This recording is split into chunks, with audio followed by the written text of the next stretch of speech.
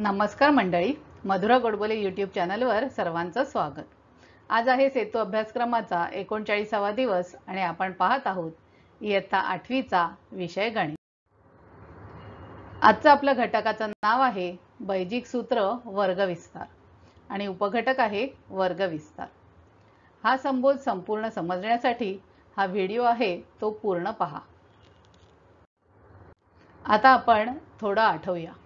9 या संख्येचा वर्ग किती? हा वर्ग येतो 81। तो आपण कसा काढतो? 9 गुणिले 9 बरोबर 81 या पद्धतीने आपण तो काढतो। आता आपण बैजिक राशींचा वर्ग कसा काढतात ते एका आकृतीच्या सहाय्याने पाहूया। आकृतीमध्ये वापरलेल्या पट्ट्यांना आपण बैजिक पट्ट्या असं म्हणतो। आता एक उदाहरण घेऊया। a अधिक b कंसाचा वर्ग बरोबर, आता ह्याचा जर का वर्ग असेल तर अर्थातच a अधिक b गुणिले a अधिक b असं येणार।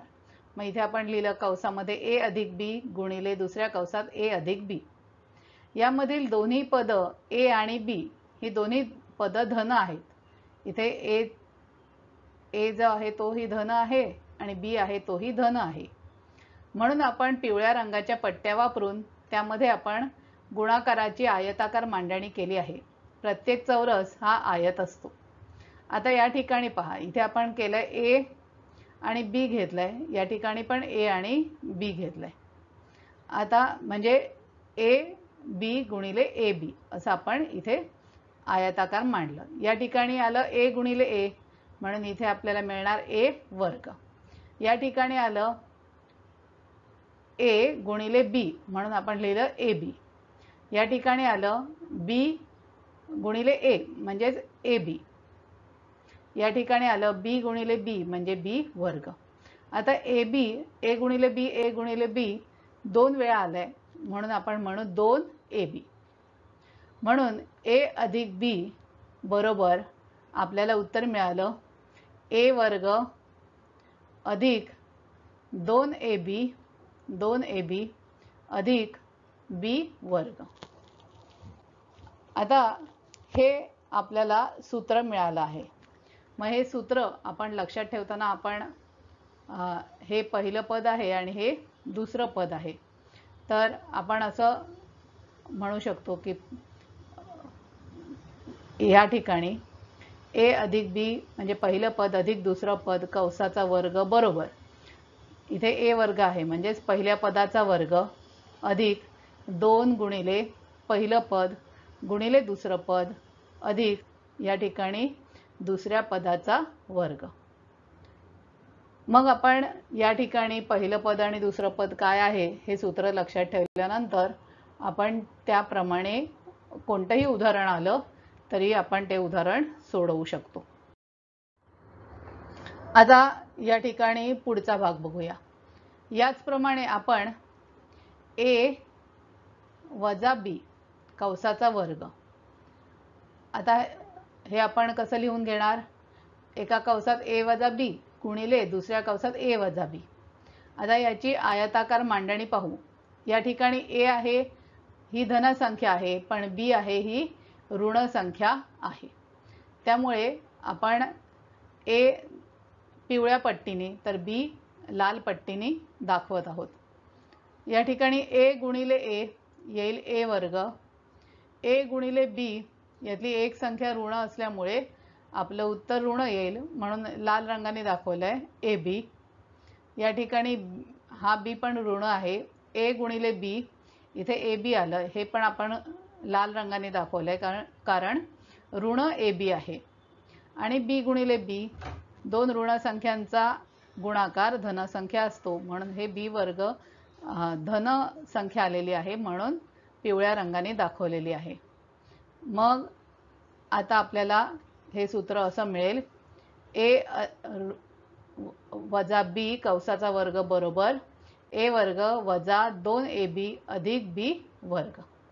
म्हणजेच पहिलं पद वजा दुसरं पद या कंसाचा वर्ग याचा विस्तार, पहिल्या पदाचा वर्ग वजा 2 गुणिले पहिलं पद गुणिले दुसरं पद अधिक दुसऱ्या पदाचा वर्ग।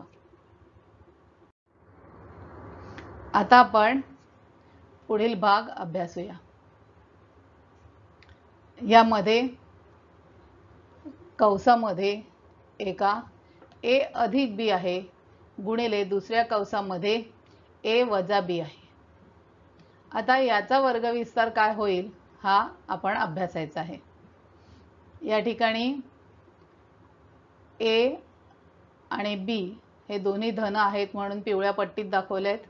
इथे ए धन आहे या ठिकाणी आणि बी मात्र ऋण आहे म्हणून हा ऋण बी इथे लाल पट्टीत दाखवला आहे।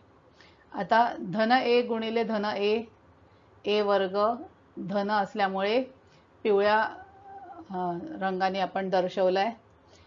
ए गुणिले बी ए बी ही संख्या ही धन असल्यामुळे आपण पिवळ्याने दर्शवली आहे। बी गुणिले ए या ठिकाणी हा बी ऋण आहे त्यामुळे हा ए बी जो आहे उत्तर आलेलं हे आपण ऋण असल्यामुळे लाल रंगाने दर्शवले आणि एक ऋण बी आणि धन बी यांचा गुणाकार अर्थातच ऋण बी वर्ग येणार तोही लालने दर्शवलेला आहे। आता धन ए बी आणि ऋण ए बी जे आहेत ते काय होतील जातील। मग आपल्याला इथे मिळतील ए वर्ग आणि ऋण बी वर्ग म्हणजेच ए वर्ग वजा बी वर्ग हा याचा आपल्याला विस्तार मिळालेला आहे। म्हणजे जर का एका कंसात पहिलं पद अधिक दुसरं पद आणि दुसऱ्या कंसात गुणिले दुसऱ्या कंसात तेच पहिलं पद आहे आणि धनाच्या ऐवजी ऋण दुसरं पद आहे तर आपल्याला त्याचा विस्तार पहिल्या पदाचा वर्ग वजा दुसऱ्या पदाचा वर्ग अशा प्रकारे आपल्याला हा विस्तार मिळत असतो। आता यावरून मला समजलं की बैजिक राशींचा गुणाकार करून मिळालेली राशी ही त्या गुणाकाराचा विस्तार असतो। हा विस्तार म्हणजे कुठून काढला आपण तर प्रत्यक्ष गुणाकार करून जे मिळालंय तोच आपला त्याचा विस्तार असतो। विशिष्ट प्रकारच्या राशींचे विस्तार एकदम लिहिता यावे यासाठी सूत्र तयार केली जातात। ही सूत्र कशी तयार केली कशी ही सूत्र तयार झाली हे आपण आत्ताच पाहिलं। ही सूत्र आहेत कंसामध्ये ए अधिक बी कंसाचा वर्ग बरोबर ए वर्ग अधिक 2ab अधिक बी वर्ग। आपण असं सुद्धा म्हणू शकतो पहिलं पद अधिक दुसरं पद कंसाचा वर्ग बरोबर पहिल्या पदाचा वर्ग अधिक 2 गुणिले पहिलं पद गुणिले दुसरं पद अधिक दुसऱ्या पदाचा वर्ग। या ठिकाणी ए वजा बी कंसाचा वर्ग बरोबर ए वर्ग वजा 2ab अधिक बी वर्ग म्हणजेच पहिलं पद वजा दुसरं पद कंसाचा वर्ग बरोबर पहिल्या पदाचा वर्ग वजा 2 गुणिले पहिलं पद गुणिले दुसरं पद बरोबर दुसऱ्या पदाचा वर्ग। आता या ठिकाणी एका कंसामध्ये ए अधिक बी दिलंय गुणिले दुसऱ्या कंसामध्ये ए वजा बी दिलंय। असं असेल तर आपल्याला ए वर्ग वजा बी वर्ग अशा प्रकारे उत्तर मिळतं। ए अधिक बी गुणिले ए वजा बी या दोन कंसांचा गुणाकार केल्यानंतर उत्तर ए वर्ग वजा बी वर्ग असं आपल्याला उत्तर मिळतं। आता खालील बैजिक राशींचा वर्ग विस्तार अभ्यासा। आता इथे x अधिक 2y कंसाचा वर्ग दिलाय आणि आपल्याला विस्तार करायला सांगितलंय। मग आपण मगाशी म्हटलं तसं अधिक कंस घालायचा त्यामध्ये पहिलं पद लिहून घेतलं x कंसाचा वर्ग लिहिला अधिक आता 2 गुणिले पहिलं पद गुणिले दुसरं पद मग पहिलं पद आहे x ते लिहिलं दुसरं पद आहे 2y ते इथे लिहून घेतलं अधिक दुसऱ्या पदाचा वर्ग कंस घातला ते पद लिहिलं दुसरं पद त्याचा वर्ग लिहिला। मग आता हे सोडवत असताना पहिल्या पदाचा वर्ग तर x चा वर्ग येईल अधिक 2 गुणिले 2 हे झाले 4xy 4xy लिहिले अधिक इथे 2 चा वर्ग आणि y चा वर्ग म्हणून 4y चा वर्ग लिहिला। दुसरं गणित पाहूया कंसामध्ये x वजा 2y कंसाचा वर्ग आहे। आता या ठिकाणी तसंच लिहायचं मगासारखं कंस घालायचा पहिलं पद लिहायचं ते x आहे ते लिहून घेतलं कंसाचा वर्ग लिहिला वजा 2 लिहिले पहिलं पद लिहिलं गुणिले पहिलं पद x कंसात गुणिले दुसरं पद 2y कंसात लिहिले अधिक दुसरं पद 2y कंसाचा वर्ग लिहिला। मग इथे उत्तर मिळालं x वर्ग इथे हे 2 आणि हे 2 गुणाकार झाला सहगुणकांचा, बेदुने 4 झाले, ऋण 4 एक्स वाय आहे तसेच इथे लिहून घेतले. या ठिकाणी 2चा वर्ग 4 आणि वायचा वर्ग ते लिहिलं. आता या ठिकाणी आपल्याला विस्तार करायचा नाही, इथे विस्तार दिलाय आणि तो कोणत्या संख्यांचा विस्तार आहे ते आपल्याला इथे त्यांनी करून दाखवलेला आहे. आता विस्तार आहे 4x वर्ग वजा 9y वर्ग. मग यावरून आपल्याला आधी पद कोणती आहेत ते काढावं लागेल.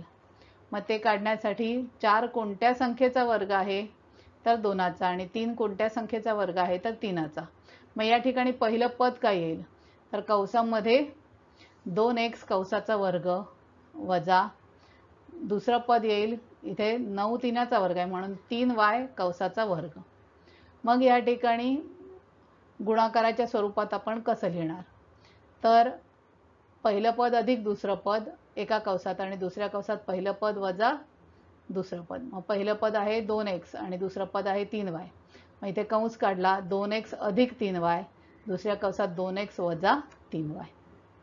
तर अशा प्रकारे आपण ही तिन्ही गणितं जी आहेत तुम्हाला अभ्यासायला सांगितली होती तर आपण ती कशा प्रकारे आले ते अभ्यासलं. आता आपल्याला पुढची गणितं आहेत ती स्वतः सोडवायची.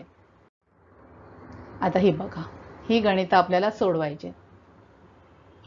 तर असं बघितल्यानंतर आपल्याला शांतपणे पहिलं पद कुठलं आहे दुसरं पद कुठलं आहे नक्की इथे मधलं चिन्ह कोणतं आहे हे नीट पाहून घ्यायचं आणि मग गणित सोडवायला घ्यायचे.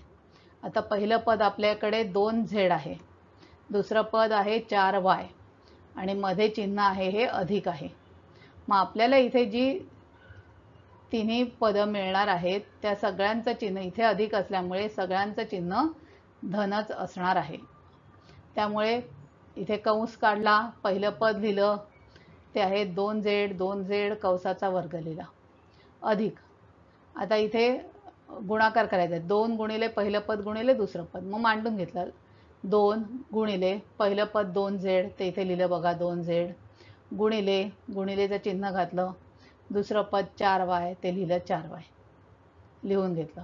आता अधिकचं चिन्ह अधिक दुसऱ्या पदाचा वर्ग, दुसरं पद 4y आहे ते कंसात लिहून घेतलं 4y आणि ते कंसाचा वर्ग लिहिला. आता 2z वर्ग हे सोडवून घेतलं, 2चा पण वर्ग करायचा झेडचा पण वर्ग करायचा, 2चा वर्ग 4 झेड वर्ग हे माझं पहिलं हे सोडवून घेतल्यानंतर अशा प्रकारे मिळालं. आता दुसरं पद मी सोडवून घेणार आहे, सर्व सहगुणक आहेत त्यांचा गुणाकार होईल म्हणजे 2 गुणिले 2 गुणिले 4 बेदुने 4 आणि 4 चौक 16. त्यामुळे इथे मला मिळाले 16 आणि झेड आणि वाय हे वेगवेगळी चल आहेत त्यामुळे काही न होता इथे झेड आणि वाय मी तसेच लिहीन. अधिक या ठिकाणी दुसऱ्या पदाचा वर्ग आहे 4चा वर्ग आणि वायचा वर्ग, तर 4चा वर्ग 16 आणि वाय वर्ग मी तसेच लिहिले 16y वर्ग. तर हे पहिलं कशा प्रकारे सोडवलं हे तुम्हाला समजलं असेल. तर हे पूर्ण काहीच यातलं लिहून दिलेलं नाही आहे, मी मुद्दाम हे 2 वेगळ्या रंगात दाखवले कारण एवढा भाग वेगळा आहे आणि त्याचाच पुढे सोडवलेला हा भाग आहे. आता दुसरं गणित बघूया. कंसामध्ये 4p वजा 5q कंसाचा वर्ग आहे. पहिलं पद आहे 4p, दुसरं पद आहे 5q. इथे चिन्ह आहे हे ऋण चिन्ह आहे त्यामुळे उत्तर जे आपलं येणार आहे त्यामध्ये मधलं पद जे आहे त्याचा चिन्ह ऋण असणार आहे. तर आपल्याला माहिती आहे त्याप्रमाणे सूत्राप्रमाणे गणित बघूया. आधी पहिलं पद इथे लिहायचं 4p, त्याला कंस घालायचा त्याचा वर्ग लिहायचा, ऋण 2 लिहायचे, गुणिले आणि गुणिले घालून घ्यायचं. इथे लिहायचं पहिलं पद, इथे लिहायचं दुसरं पद. मग पहिलं पद आहे 4p ते मी इथे लिहिलं, दुसरं पद आहे 5q ते इथे लिहिलं अधिक. आता कंसामध्ये दुसरं पद लिहून घ्यायचं 5q त्याचा वर्ग लिहायचा आहे तो लिहिला. आता हे पूर्ण परत पुढे सोडवायचं आणि आपल्याला लिहायचं आहे. मग 4चा वर्ग pचा वर्ग, 4चा वर्ग 16 आणि pचा वर्ग तसंच लिहिणार आपण 16p वर्ग वजा आता इथे सर्व सहगुणक आहेत त्यांचा गुणाकार करायचा. 2, 4 आणि 5 त्याचा गुणाकार करायचा. बे चोक 8 आणि 8 पंचे 40 म्हणून मी इथे 40 लिहिले आणि हे पी आणि क्यू आहेत ते तसेच मी इथे लिहिले. अधिक आता 5चा वर्ग आणि क्यूचा वर्ग. 5चा वर्ग 25, क्यूचा वर्ग क्यू वर्ग अशा प्रकारे लिहिलं. आता बघा ही 3 पदं जी मिळालेत त्यामध्ये मधलं पद जे आहे ते माझं ऋण आलेलं आहे सूत्राप्रमाणे. त्यामुळे माझं हे गणित आता मी पूर्णपणे सोडवलेलं दिसून येते. आता इथे 16L वर्ग वजा 25M वर्ग हा विस्तार इथे दिलाय. या ठिकाणी राशी दिल्या होत्या आणि त्यांचे वर्ग दिले होते आणि ते सोडवायला दिले होते आणि इथे वर्ग विस्तार आपल्याला लिहायला दिले होते. पण इथे तसं नाही आहे. इथे म्हणजे इथे विस्तार दिलाय आणि तो कोणत्या राशीचा तो विस्तार आहे ते आपल्याला इथे शोधून काढायचा आहे.